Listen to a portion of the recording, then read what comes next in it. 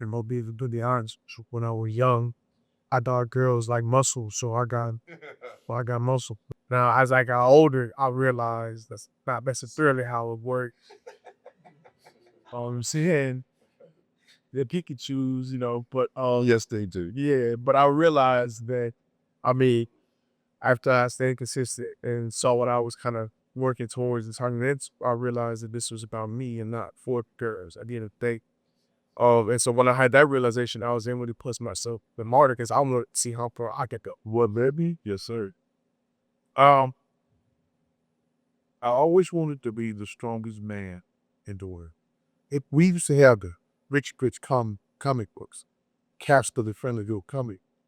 On the back of a comic book, they had seahorses that you could order for 99 cents. And he had this book with this guy, Charles Atlas, had a book out. And this big monster guy came on the beach and took his girlfriend and pushed the guy down. So he got Charles Atlas' book, and in 6 months' time, he went back to her, beat that guy up, took his girlfriend back. Well, I took that to heart. Popeye was my favorite. I ate my hands, cans and cans and cans of spit. I still got me. So I had to take it even further. I wanted to be the strongest man.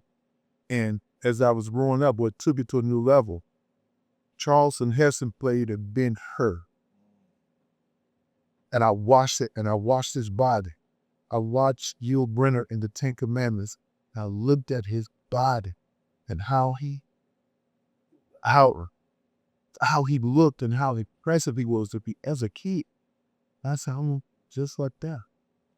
And as I got older, I said, well, let me do this. Let me make everything better. And I started doing push-ups, pull-ups on the gutters of the house. We made our own dumbbells. We could do both push-ups. We would run down the street with this German Shepherd with devil on the leash.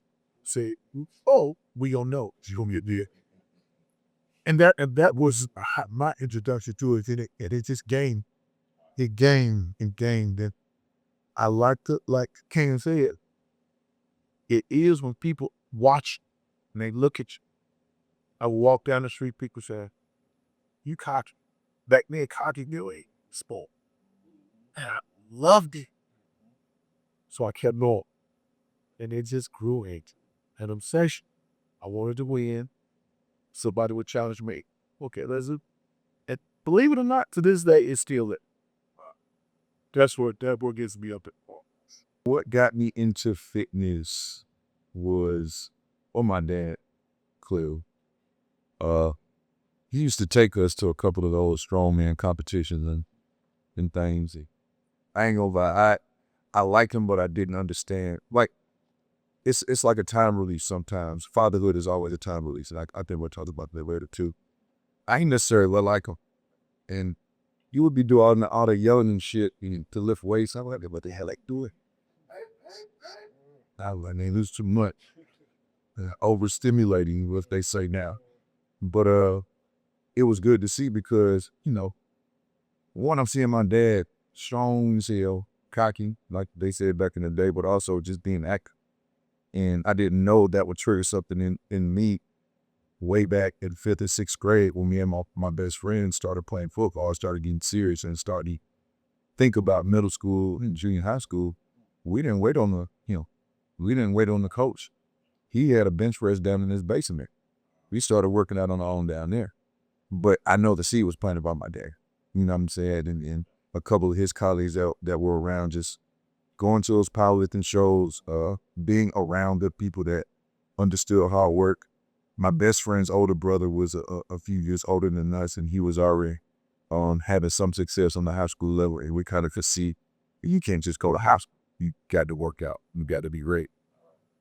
And not being the biggest guy in the world or the biggest guy in the room kind of motivated you as well. So simple stuff, just being around the right people and having like that.